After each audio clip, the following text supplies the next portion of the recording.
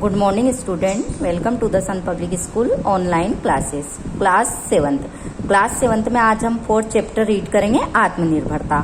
आत्मनिर्भरता का अर्थ होता है अपने भरोसे रहना या अपने ऊपर ही निर्भर रहना।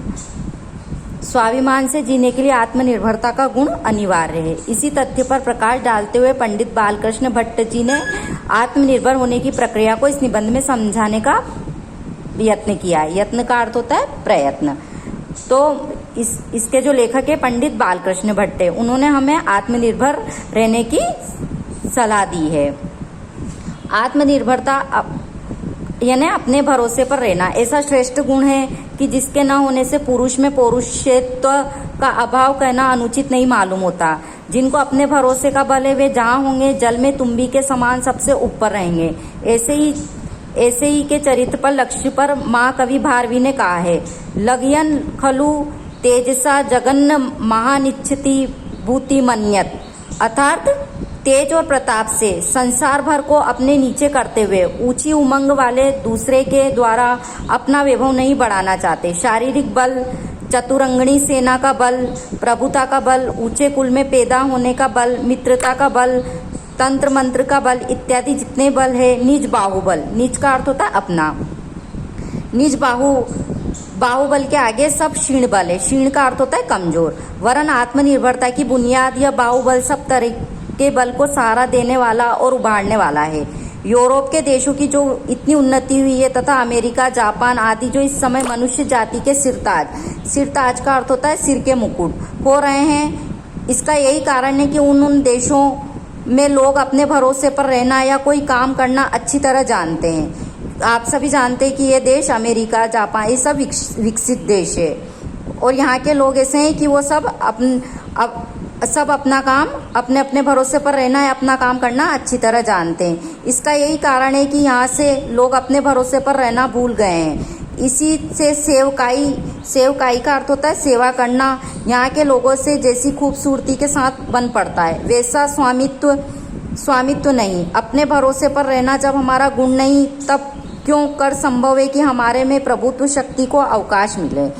नीरी किस्मत और भाग्य पर वही लोग रहते हैं जो आलसी हैं। किसी ने अच्छा कहा है, देव देव आलसी पुकारे। अर्थात जो आलसी व्यक्ति होते हैं वे क्या कहते हैं, देव देव आलसी पुकारे।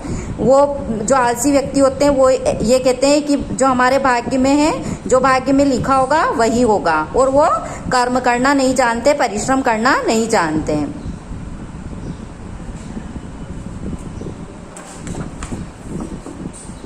ईश्वर भी सानुकूल और सहायक उन्हीं का होता है जो अपनी सहायता अपने आप कर सकता है। जैसे हम जानते हैं कि ईश्वर भी उन्हीं की सहायता करता है जो खुद अपने सहायता करता है। अपनी सहायता करने की वासना का अर्थ होता है इच्छा, आदमी में सच्ची तरक्की की बुनियाद है। अनेक सुप्रसिद्ध सत्पुरुषों की जीवनी इसका उदाहरण तो है ही।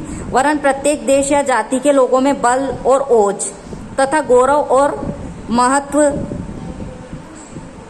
के आने का आत्मनिर्भरता सच्चा द्वार है। बहुधा देखने में आता है कि किसी काम के करने में बाहरी सहायता इतना लाभ नहीं पहुंचा सकती जितनी आत्मनिर्भरता।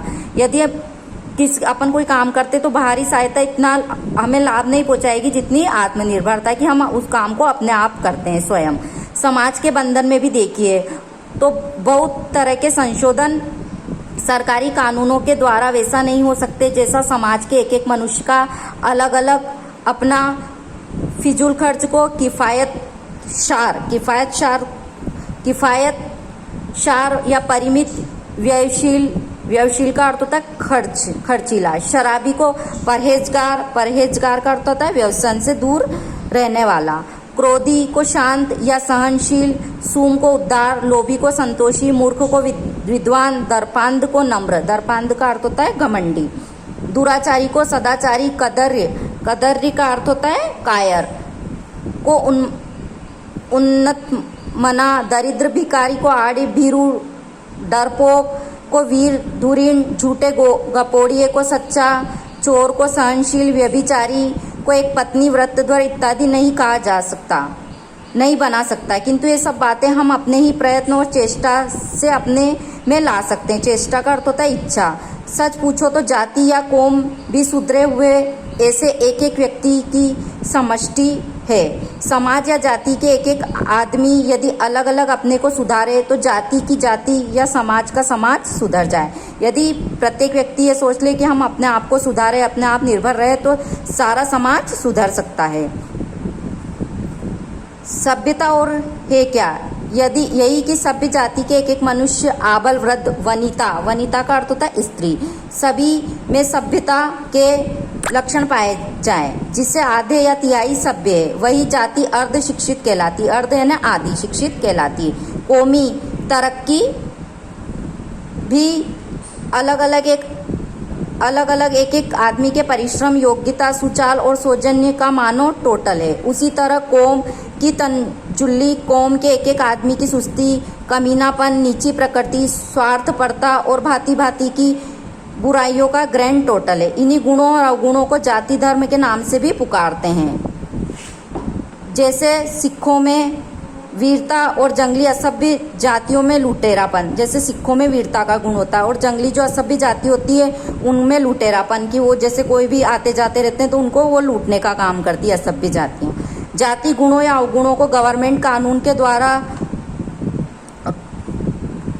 के द्वारा रोक दे या जड़ पेड़ से नेस्तानाबूद कर दे, परंतु वे किसी दूसरी शक्ल में न सिर्फ फिर से उमड़ आएंगे वरन पहले से ज़्यादा तरोताजगी और सरसब्जी की हालत में ही हो जाएंगे। जब तक किसी जाति के हर एक व्यक्ति के चरित्र में आदि से मौलिक सुधार न किया जाए, तब तक अव्वल दर्जे का देशानुराग और सर्वसाधारण के हित की वांछा सिर्फ कानून के अदल बदल से या नए कानून जारी करने से नहीं पैदा हो सकती। जालिम से जालिम बादशाह की हुकूमत में भी रहकर कोई कौम गुलाम नहीं कही जा सकती, वरन गुलाम वही कौम है, अर्थात वही जाति है जिसमें एक एक व्यक्ति सब भांति कदर है। कदर का अर्थ होता है कायर, स्वार्थपरायण और जातीयता के भाव से रहित है। ऐसी कौम जिसकी नस में दास्य भाव समाया हुआ है कभी तरक्की नहीं करेगी, चाहे वे कैसी उदार शासन से वह शासित क्यों न की जाए। तो निश्चय हुआ कि देश की स्वतंत्रता की गहरी और मजबूत नींव उस देश के एक एक आदमी के आत्मनिर्भरता आदि गुणों पर स्थित है। ऊंचे से ऊंचे दर्जे की तालीम, तालीम का अर्थ होता है शिक्षा, बिल्कुल बेफायदा है यदि हम अपने ही सहारे अपनी बेहतरी न कर सके। जॉन स्टुअर्ट मिल का सिद्धांत है कि राजा भयानक से भयानक अत्याचार देश पर कभी कोई बुरा असर नहीं पैदा कर सकता, जब तक उस देश के एक एक व्यक्ति में अपने सुधार की अटल वासना का अर्थ होता है इच्छा, दृढ़ता के साथ बुद्ध मूल है। अर्थात हम अपना काम स्वयं करें, हम अपने आप को सुधारें तो पूरी जाति समाज सुधर सकता है। अब हम इसका सेकंड पार्ट नेक्स्ट वीडियो में रीड करेंगे।